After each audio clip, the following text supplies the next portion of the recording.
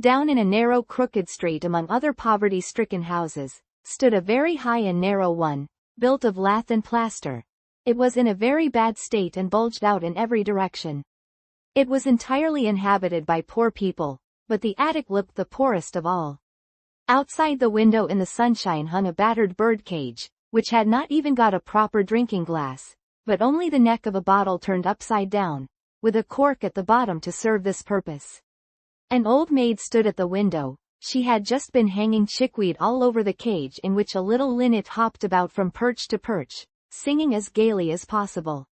"Ah, you may well sing," said the bottleneck, but of course it did not say it as we should say it, for a bottleneck cannot talk, but it thought it within itself, much as when we inwardly talk to ourselves.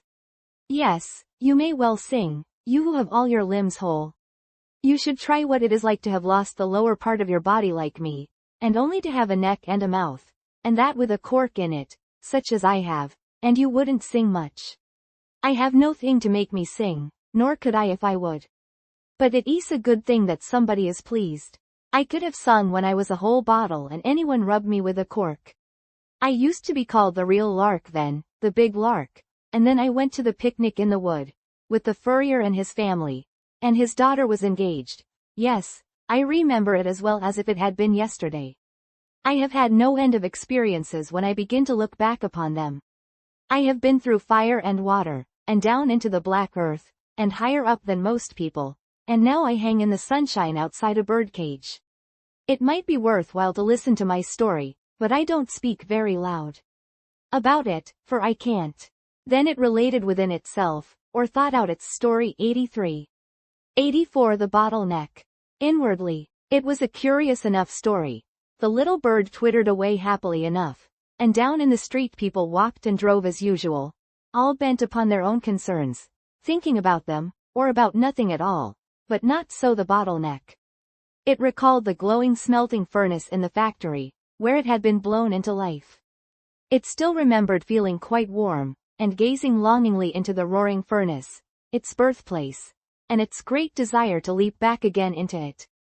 But little by little as it cooled, it began to feel quite comfortable where it was.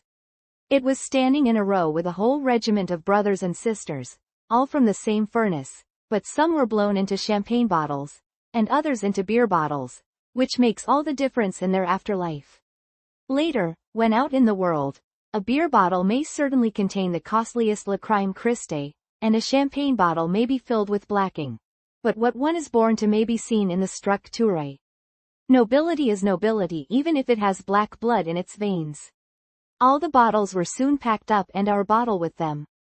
It never dreamt then of ending its days as a bottleneck serving as a drinking glass for a bird, but after all that is an honorable position, so one is something after all. It first saw the light again, when with its other companions it was unpacked in the wine merchant's cellar. Its first rinsing was a peculiar experience. Then it lay empty and corkless, and felt curiously flat. It missed something, but did not know exactly what it was. Next it was filled with some good strong wine, was corked and sealed, and last of all it was labeled outside, first quality. This was just as if it had passed first class in an examination, but of course the wine was really good and so was the bottle. While one is young Onis a poet. Something within it sang and rejoiced, something which it really knew nothing at all about.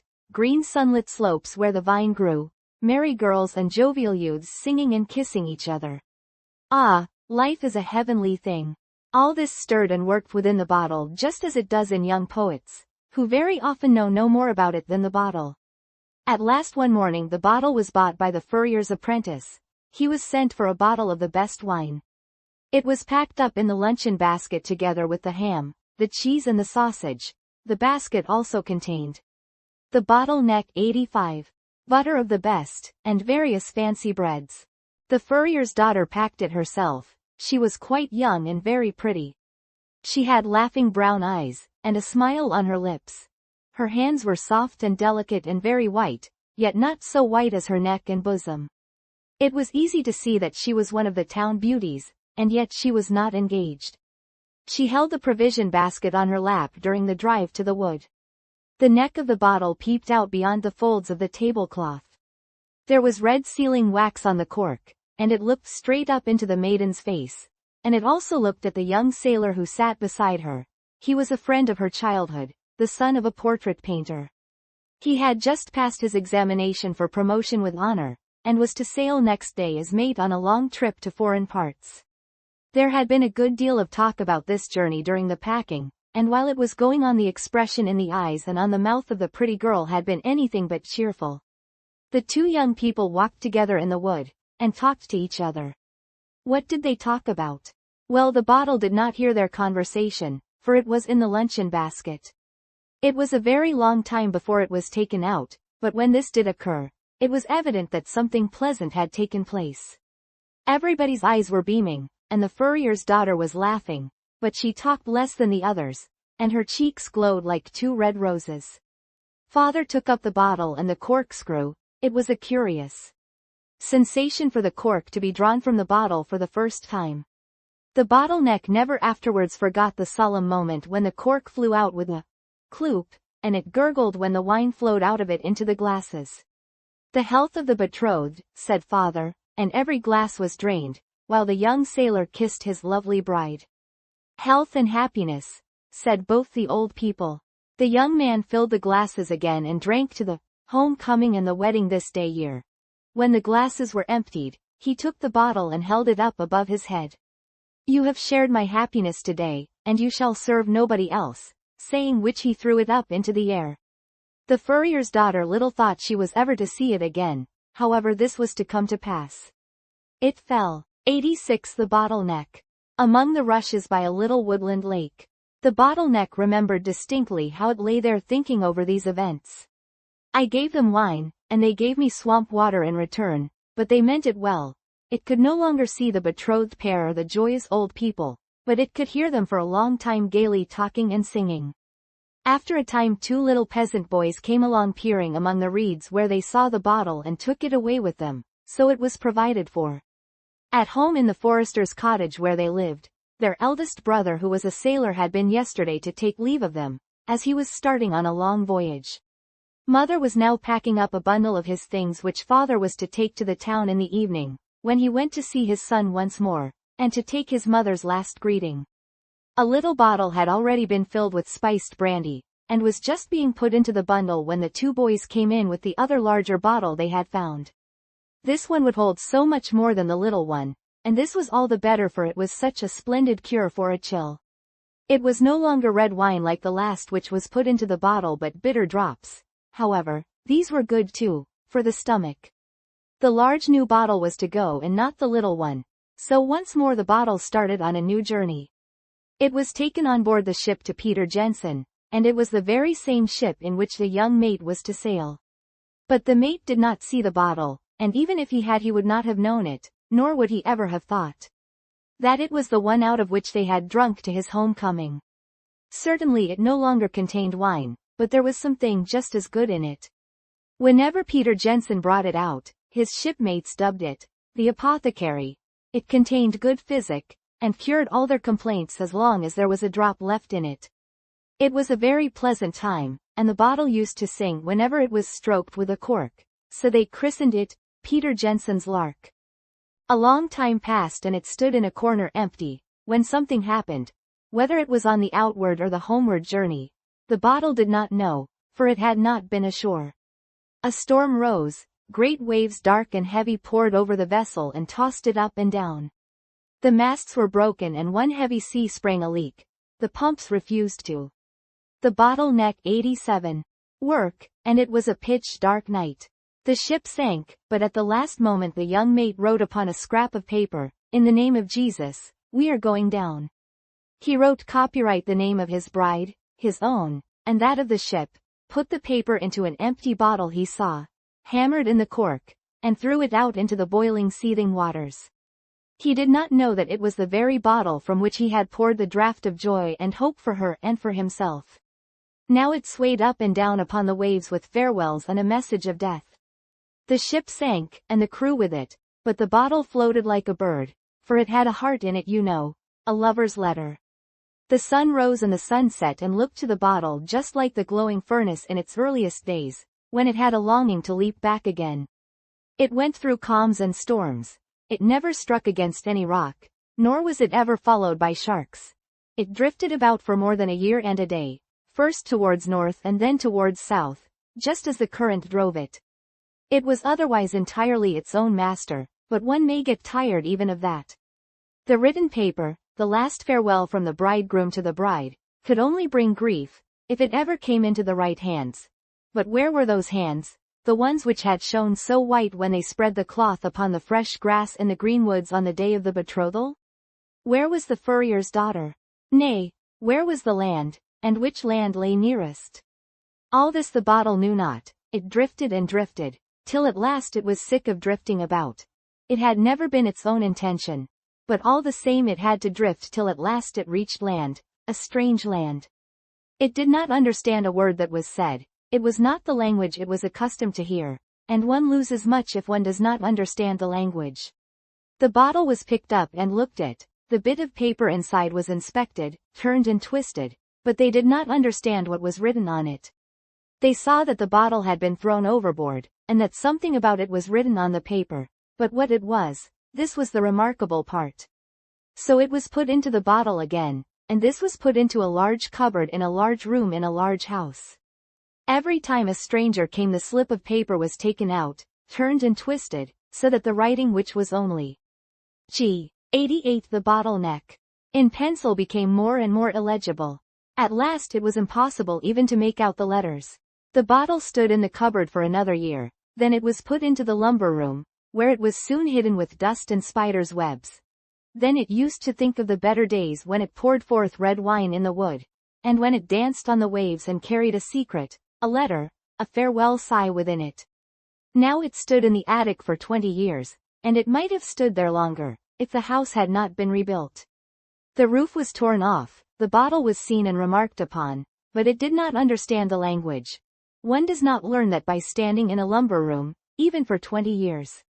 Had I remained downstairs, it thought indeed, Jay should have learnt it fast enough. Now it was washed and thoroughly rinsed out, a process which it sorely needed. It became quite clear and transparent, and felt youthful again in its old age. The slip of paper it had contained within it so long had vanished in the rinsing. The bottle was filled with seed corn, a sort of thing it knew nothing at all about. Then it was well corked and wrapped up tightly, so that it could neither see the light of lantern or candle, far less the sun or the moon. And one really ought to see something when one goes on a journey, thought the bottle. However, it saw nothing, but it did the most important thing required of it. That was to arrive at its destination, and there it was unpacked. What trouble these foreigners have taken with it, was said, but I dare say it is cracked all the same. However, it was not cracked. The bottle understood every single word that was said. It was all spoken in the language it had heard at the smelting furnace, at the wine merchant's, in the wood, and on board ship. The one and only good old language which it thoroughly understood. It had come home again to its own country, where it had a hearty welcome in the language. It nearly sprang out of the eeple's hands from very joy. It hardly noticed the cork being drawn. Then it was well shaken to empty it, and put away in the cellar to be kept and also forgotten. There is no place like home, even if it be a cellar. It never occurred to the bottle to think how long it lay there, but it lay there comfortably for many years. Then one day some people, the bottleneck 89, came down and took away all the bottles and it among them. In the garden outside everything was very festive. There were festoons of lamps and transparent paper lanterns like tulips. It was a clear and lovely evening, the stars shone brightly, and the slim crescent of the new moon was just up. In fact, the whole moon, like a pale grey globe, was visible with a golden rim to the half of it. It was a beautiful sight for good eyes. There were also some illuminations in the side paths, enough, at any rate, to see one's way about. Bottles were placed at intervals in the hedges, each with a lighted candle in it, and among them stood our bottle too, the one we know, which was to end its days as a bottleneck for a bird's drinking fountain. Everything here appeared lovely to the bottle, for it was once again in the green wood and taking part once more in merry-making and gaiety.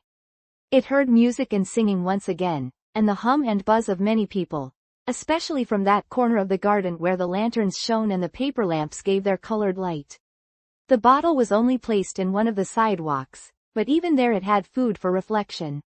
There it stood bearing its light aloft. It was being of some use as well as giving pleasure, and that was the right thing. In such an hour one forgets all about the 20 years passed in an attic, and it is good sometimes to forget. A couple of persons passed close by it, arm in arm, like the betrothed pair in the woods, the sailor and the furrier's daughter. The bottle felt as if it were living its life over again. The guests walked about in the garden, and other people too, who had come to look at them and at the illuminations. Among them there was an old maid who was without kith or kin, but not friendless. She was thinking of the very same thing as the bottle, of the green wood and of a young pair very dear to her, as she herself was one of them. It had been her happiest hour, and that one never forgets, however old a spinster one may be. But she did not know the bottle, and it did not know her again. Thus people pass one another in the world, till one meets again like these two who were now in the same town. The bottle was taken from the garden to the wine merchant's, where it was again filled with wine and sold to an aeronaut who next Sunday was to make an ascent in a F.A. the bottle-neck balloon. A crowd of people came to look on. There was a regimental band and many preparations. The bottle saw everything from a basket, where it J in company with a living rabbit, which was much depressed, for it knew it was being taken up to be sent down in a parachute. The bottle knew nothing at all about it. It only saw that the balloon was being distended to a great size, and when it could not get any bigger it began to rise higher and higher, and to become very restive. The ropes which held it were then cut, and it ascended with the aeronaut, basket, bottle and rabbit. There was a grand clashing of music, and the people shouted, "Hurrah!" "TT is a curious sensation to go up into the air like this," thought the bottle. "It's a new kind of sailing, and there can't be any danger of a collision up here." Several thousands of persons watched the balloon, and among them the old maid. She stood by her open window, where the cage hung with the little linnet, which at that time had no drinking fountain, but had to content itself with a cup. Less than a myrtle stood in a pot in the window, and it was moved a little to one side so as not to be knocked over, when the old maid leant out to look at the balloon. She could see the aeronaut quite plainly when he let the rabbit down in the parachute. Then he drank the health of the people, after which he threw the bottle high up into the air. Little did she think that she had seen the same bottle fly into the air above her and her lover on that happy day in the woods in her Yoveth. The bottle had no time to think, it was so taken by surprise at finding itself suddenly thus at the zenith of its career. The church steeples and housetops lay far, far below, and the people looked quite tiny. The bottle sank with far greater rapidity than the rabbit, and on the way it turned several somersaults in the air. It felt so youthful, so exhilarated. It was half drunk with the wine, but not for long did it feel so. What a journey it had! The sun shone upon the bottle, and all the people watched its flight. The balloon was already far away, and the bottle was soon lost to sight too. It fell upon a roof, where it was smashed to pieces, but there was such an impetus on the bits that they could not lie where they fell. They jumped and rolled till they reached the yard, where they lay in still smaller bits. Only the neck was whole, and that might have been cut off with a diamond. The bottle neck GL. "That would do very well for a bird's drinking fountain," said the man who lived in the basement, but he had neither bird nor cage, and it would have been too much to procure these merely because he had found a bottle neck which would do for a drinking fountain. The old maid in the attic might find a use for it, so the bottle neck found its way up there. It had a cork put into it, and what had been the top became the bottom, in the way changes often take place.